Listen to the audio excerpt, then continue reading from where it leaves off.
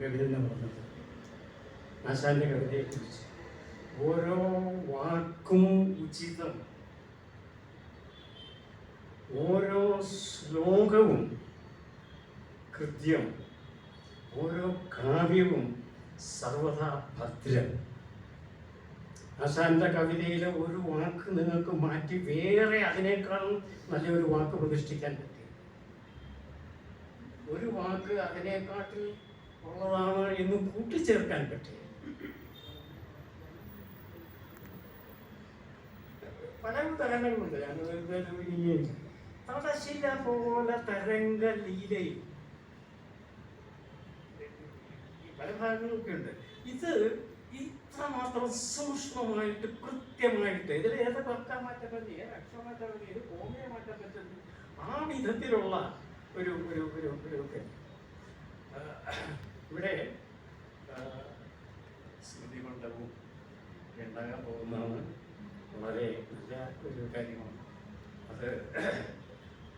എൻ്റെ സുഹൃത്ത് കൃഷ്ണകുമാർ പറഞ്ഞതുപോലെ ആശാന്റെ കവിതയെ പഠിപ്പിക്കുന്ന കരുക്കൾ അതിനു മുകളിൽ നിങ്ങൾ എന്ത് വേണമെന്ന് ചെയ്യുന്നു. പക്ഷെ അത് ഈ കവിതകൾ എന്താണ് എന്നുള്ളതിനെ കുറിച്ച് പഠിക്കുവാനുള്ള ഒരു സംവിധാനമാണ്. ഇവിടെ വന്ന ചില അഭിപ്രായങ്ങളെ കുറിച്ച് വിവിധമായ അഭിപ്രായങ്ങളാണല്ലോ ഈ ഈ സംവേദനത്തിന്റെ കാത്. അപ്പോൾ ചിലരുടെ പറഞ്ഞു ദുരവസ്ഥയെക്കുറിച്ച് പറഞ്ഞപ്പോൾ അതിനുശേഷം എന്തായി, നമ്മൾ മാറിയോ മാറിയില്ല എന്നുള്ള രീതിയിലാണ് അദ്ദേഹം സംസാരിച്ചത്. അദ്ദേഹം പറഞ്ഞു വളരെ ശരിയാണ്, നമ്മൾ മാറിയിട്ടില്ല. പക്ഷേ അതിൻ്റെ കുറ്റം കുമാരനാശാനെ പെടുത്തുന്നതാണ്. കുമാരനാശാൻ ആദ്യം എഴുതുന്നതിൻ്റെ തികച്ചും 12 വർഷം കഴിഞ്ഞപ്പോൾ ശ്രീദത്ത എന്ന നമ്പൂതിരി സ്ത്രീ ഒരു സഖാവിനെ കല്യാണം കഴിച്ചു. കാലത്തിന് മുമ്പേ പോയ, അതായത് ക്രിട്ടിക്കൽ റിയലിസം അല്ല, ക്രിട്ടിക്കൽ റിയലിസം അതിന് മുമ്പേ പോയ ഒരു കാര്യം സ്വദേശ സാഹിത്യം ഇതിൻ്റെ ഉദ്ഘാടനം ചെയ്തത് അദ്ദേഹം. അത് അദ്ദേഹത്തിൻ്റെ കാലത്ത് നടന്നതാണ്. 12 വർഷമെടുത്ത് ഉന്നതജാതി സ്ത്രീ ഒരു താഴ്ന്ന ജാതി പുരുഷനെ കല്യാണം കഴിക്കാൻ. അത് ആശാന്റെ കവിത വന്നതിന് ശേഷം ഒരു 12 വർഷത്തിൽ നടത്തും. പിന്നെ ഇങ്ങനെ ആയതിന് നമ്മളൊക്കെ അദ്ദേഹം നമ്മുടെ തലമുറ ആ തലമുറ എന്ത് നമുക്ക് തന്നു, അത് നമ്മൾ എത്രമാത്രം ദുരുപയോഗം ചെയ്ത് നഷ്ടമാക്കി കളഞ്ഞു എന്നത് നമ്മളെ തീർച്ചു നോക്കുന്നു. ഒരുപക്ഷെ ഏതെങ്കിലും ഇതൊരു പ്രവാഹമാണ്. മനുഷ്യ ചരിത്രം തന്നെ ഒരു പ്രവാഹമാണ്. അപ്പൊ ആ പ്രവാഹത്തിൽ ഒരു കണ്ണിയാണ് നമ്മുടെ തലമുറ. ഈ തലമുറ നമുക്ക് കിട്ടിയത് എന്തിനേയും ഏതിനേയും ചോദ്യം ചെയ്യുന്ന ഒരു സമൂഹത്തെ സൃഷ്ടിച്ചത്. അതിൻ്റെ സംസ്കാരം ചുക്കാൻ പിടിച്ച ഒരു വ്യക്തിയെ കുറിച്ചാണ് നമ്മൾ സംസാരിക്കുന്നത്.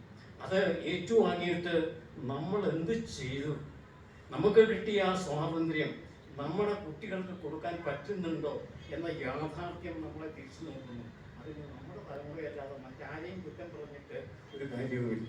ഇവിടെ 2 പേര് പറഞ്ഞു, കൃഷ്ണകുമാർ ഇപ്പോൾ പറഞ്ഞു, അദ്ദേഹത്തിൻ്റെ ഓരോ കാവ്യവും മഹാകാവ്യം. ഈ മഹാകാവ്യത്തെ കുറിച്ച് കുമാരനാശാന്റെ അഭിപ്രായം എന്തായിരുന്നു എന്നറിയാമെങ്കിൽ അത് പറയുകയില്ലായിരുന്നു. ഈ മഹാകാവ്യത്തിന് അദ്ദേഹം കൊടുത്ത മറ്റൊരു പേരുണ്ട്, നെടുങ്കുതിര. ആശാന്റെ കാവ്യം നെടുങ്കുതിരയല്ല, കണ്ട കാവ്യങ്ങളാണ്. അത് തിരുനെല്ലൂർ കണ്ണാകരൻ പറഞ്ഞ പോലെ ഓരോ കവിതയും വളരെ എക്സ്പ്രഷൻ. പിന്നെ ഓരോന്നിനും അദ്ദേഹത്തിൻ്റെ ഭാവം. ഇതുപോലെ തന്നെ ഈ കുട്ടിയും തള്ളയും എഴുതിയ ഭാഷയല്ല, അതേസമയത്ത് രാമൻ എഴുതിയ ഭാഷയല്ല രോദനത്തിൽ. ഈ രാമായണം എന്ന് പറഞ്ഞാൽ വളരെ ലളിതമായിട്ട് കുറച്ച് മാപ്പിള രാമായണങ്ങളൊക്കെ ഇല്ലേ, രാമ രാമ രാമ രാമ രാമ രാമ രാമ കോസലത്തെ ദശരഥൻ 3 പെണ്ണ് കെട്ടിയ പാട്ട്, അങ്ങനെ തുടങ്ങുന്ന അതേ ലാളിത്യത്തോടു കൂടി ഇത് എഴുതുകയാണ്. ഇപ്പോൾ ഓർക്കുന്നില്ല, പണ്ട് കോസല രാജ്യത്ത് പേരെഴുന്നൊരു അയോധ്യയിൽ മന്നവർ വാണിരുന്നു, അവരുടെ മനുവിൻ്റെ എന്നൊക്കെ പറഞ്ഞ് വളരെ ലളിതമായിട്ട് എഴുതിയ ആ ആശാനാണ് പ്രചോദനത്തിലെ കാവ്യങ്ങൾ എഴുതുന്നത്. ഈ പ്രചോദനത്തിലെ കാവ്യം അദ്ദേഹത്തിൻ്റെ ഗുരുവും വളരെ ആത്മമിത്രവുമായിരുന്ന AR മരിച്ചപ്പോൾ എല്ലാവരും കരഞ്ഞു. ആശാനെ കരയാൻ പറ്റി. ആശാന്റെ ആ ദുഃഖം അവിടെ വന്നു. കീറ്റ്സ് 25ാമത്തെ വയസ്സിൽ മഹാകവിയായ കീറ്റ്സ് മരിച്ചപ്പോൾ ഷെല്ലി ഒരു കാവ്യം എഴുതിയിട്ടുണ്ട്. അതിനെ രമ്യപ്പെടുത്തുന്ന ആ വിധത്തില് ഒരു കാവ്യം എന്താണ് അതിൻ്റെ ആ ശ്ലോകം, അതിൻ്റെ ഗാംഭീര്യം, അതിൻ്റെ ആശാന്റെ ആ ഗാംഭീര്യത്തോടെ ഗഹനമായിട്ടുള്ള വരികൾ ഏതാണെന്ന് ചോദിച്ചാൽ അതൊന്നും പ്രചോദനമാണ്. കഷ്ടം സ്ഥാനവലിപ്പമോ പ്രഭുതയോ സജ്ജാതിയോ വംശമോ ദുഷ്ടശ്രീ തനുനാടിയോ എന്ന് തുടങ്ങുന്ന ആ ഒരു ഗാനം വിടമാണധ്യാത്മവിദ്യാലയം.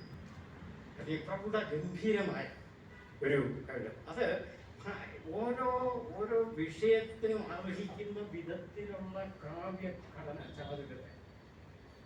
അത് ഈ മറ്റൊരിടത്തും നമുക്കത് കാണാൻ പറ്റില്ല. അപ്പോൾ